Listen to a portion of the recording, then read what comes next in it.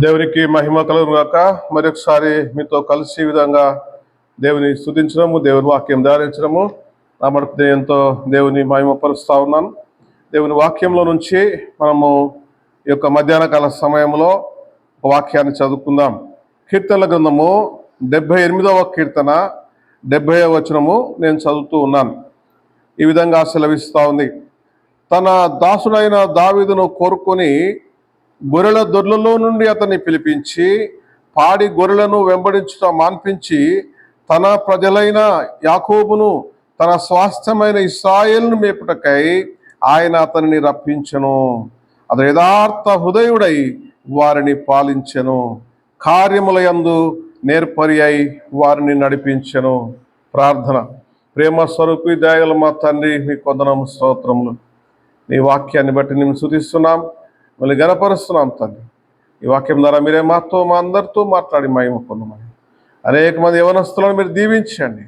యవనుడైనటువంటి ఆయన దావీదును మీరు ఏర్పాటు చేసుకున్నట్లుగా ఈ దినముల్లో తండ్రి మీరే యవనస్తులైన బిడ్డలతో మీరు మాట్లాడి మహిమ పొందమని యేసు ప్రభువు నామమున వేడుకుంటున్నాం తండ్రి. ఆమేన్. దేవునికి మహిమ కలుగును గాక. ప్రియులారా, ఈ యొక్క మధ్యాహ్న కాల సమయంలో మరి ఈ యొక్క యవనస్తుల మధ్యలో, యూత్ మధ్యలో కలిసి మీతో దేవుని స్తుతించడానికి దేవుడు నాకు ఇచ్చిన గొప్ప తరుణము, భాగ్యమును బట్టి మరి నేను దేవునికి వందనాలు చెల్లిస్తూ ఉన్నాను. సమయమందు మరి దావీదును దేవుడు కోరుకున్నాడు, దావీదును దేవుడు ఏర్పాటు చేసుకున్నాడు. దావీదు జీవితంలో చూసినట్లయితే అతడు మరి సమూయేలు మొదటి గ్రంథము 16వ అధ్యాయములో మరి యెష్షయి కుమారుడు, 8 మంది కుమారులు, 8 మంది కుమారులలో మరి కుమారులు మొదటివాడు, రెండవ వాడు, మరి మూడవ వాడు, వారందరూ కూడా మరి సౌలు, రాజైన సౌలుతో యుద్ధానికి వెళ్ళడానికి వారు సిద్ధముగా ఉన్నారు. యుద్ధ భూమిలో పాల్గొనేటువంటి అనుభవం కలిగినటువంటి యోధులు ఉన్నారు. కానీ మరి దేవుడు వారిని ఎన్నుకోలేదు, కానీ వారిని దేవుడు మరి రాజుగా చేయడానికి వారిని ఏర్పాటు చేసుకోలేదు. కానీ మరి దావీదును దేవుడు ఏర్పాటు చేసుకున్నాడు. అందుకనే ఒక మాట చూసినట్లయితే దేవుని వాక్యంలో మనము గమనించినట్లయితే సమూయేలు గ్రంథము, సమూయేలు మొదటి గ్రంథము మనం చూసినట్లయితే ఇక్కడ 17వ అధ్యాయము నేను 13వ వచనము నేను చదువుతూ ఉన్నాను. అయితే యెష్షయి యొక్క 3 పెద్ద కుమారులు యుద్ధమునకు సౌలు వెంటను పోయి ఉండిరి. యుద్ధమునకు పోయిన అతని 3 కుమారుల పేర్లు ఏమనగా, జ్యేష్ఠుడు ఎలియాబు, 2వ వాడు అభినాదాబు, 3వ వాడు షమ్మా. అయితే దావీదుడు కనిష్ఠుడు. పెద్దవారైన 3 సౌలు వెంట పోయి ఉండిరి, గాని దావీదు బెత్లెహేములోని తన తండ్రి గొర్రెలను మేపుచు సౌలు నొద్దకు తిరిగిపోవచ్చు వచ్చు నుండెను. దేవుని ప్రియులారా, మనం చూస్తే ఈడు కనిష్ఠుడు, కడబొట్టువాడు, దేనికి పనికిరాని వాడు.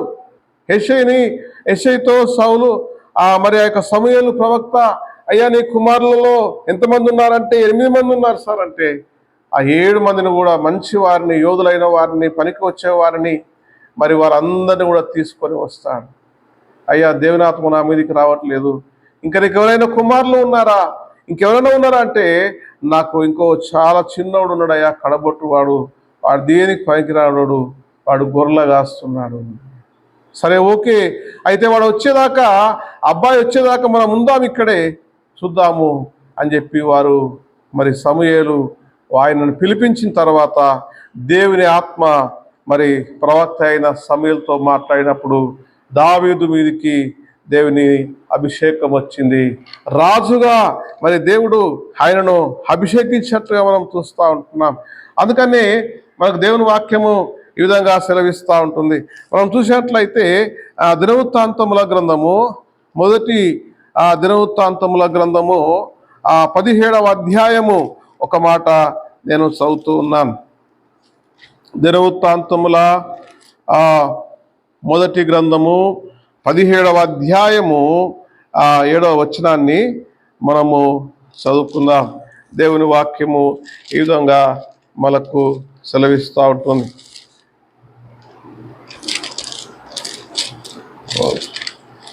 17వ అధ్యాయము 7వ వచనం నేను చదువుతున్నాను త్వరగా.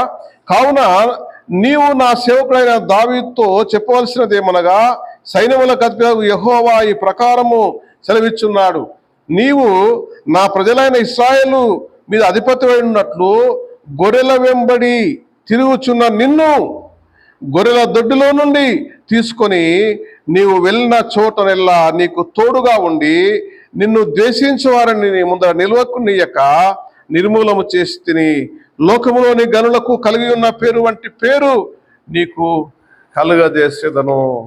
కాబట్టి దేవుడు మరి దావీదును ఏర్పాటు చేసుకున్నాడు. ప్రియమైన సహోదరుడా, యవనుడా, నీవు లోకంలో అనేకమైన పనులు చేయాలనుకుంటున్నావేమో. నేను గొర్రెలు కాస్తాను, నేను వ్యాపారం చేస్తాను, నేను ఉద్యోగం చేస్తాను, నేను లేకుంటే ఇంకా ఏదో చేస్తాను అని నీవు అనుకుంటున్నావేమో. కానీ దేవుని చిత్తం ఏమైనదో నీ పట్ల, దేవుని చిత్తం నీ పట్ల ఏమైనదో అది నువ్వు గమనించినట్లయితే ఆయన నిన్ను పిలుస్తూ ఉంటాడు. ఆయన యథార్థవంతుడై వారిని పాలించెను. ప్రజలను పాలించడానికి, ప్రజలను ఆశీర్వదించడానికి దేవుడు ఆయనను ఘనముగా వాడుకున్నాడు. కాబట్టి అందుకని కొరింథీయులకు రాసిన పత్రికలో మనము గమనించినట్లయితే దేవుడు అక్కడ కొంతమందిని ఎన్నుకున్నాడు. కాబట్టి ఆయన పిలిచినప్పుడు, ఆయన మనల్ని ఎన్నుకున్నప్పుడు అది ఎంత గొప్ప పని అయినా మరి విడిచిపెట్టి దేవుని కొరకు మనము రావాల్సిందే. దేవుడు వాళ్ళని పిలిచాడు. మరి పేతురుని పిలిచాడు, జాలని పిలిచాడు. ఆయన చేపలు పట్టేవాడు, కానీ దేవుని పిలుపుకు లోబడి ప్రభువును వెంబడించాడు.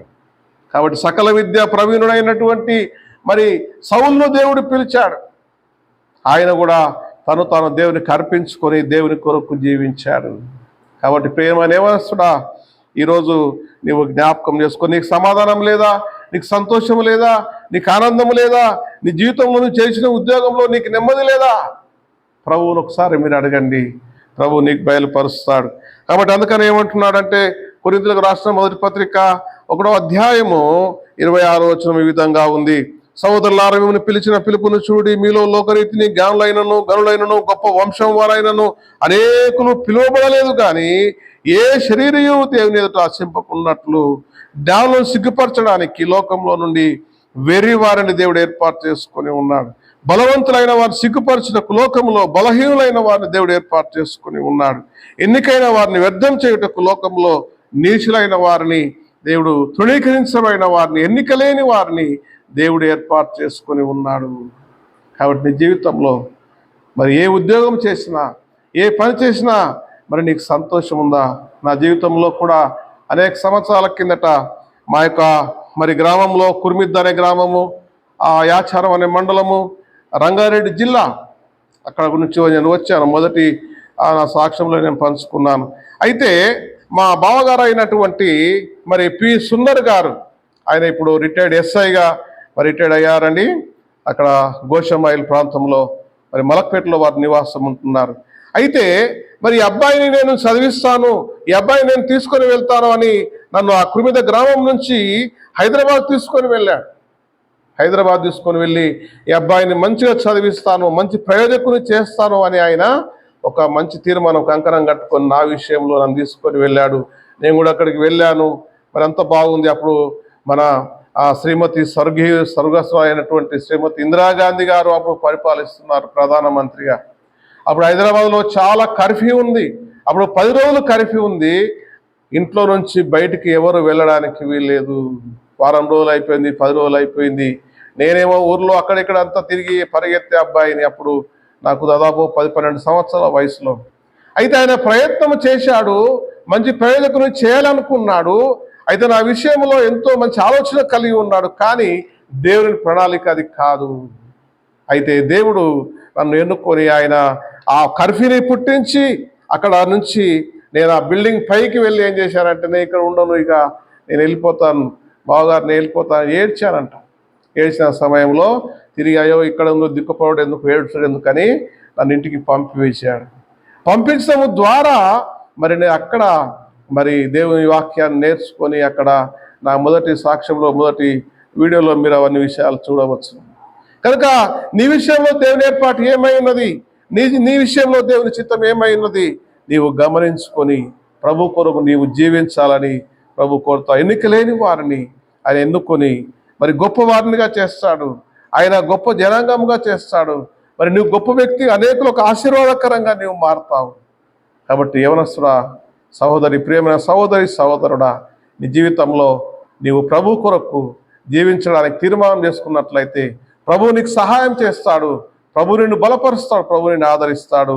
ఆ విధంగా నీ యవన జీవితాన్ని దేవునికి సమర్పించుకొని ప్రభు కొరకు జీవించడానికి ప్రభు నీకు సహాయం చేయను గాక. ఆమేన్. ప్రభు మీకు తోడైను గాక. ఆమేన్. Praise the lord.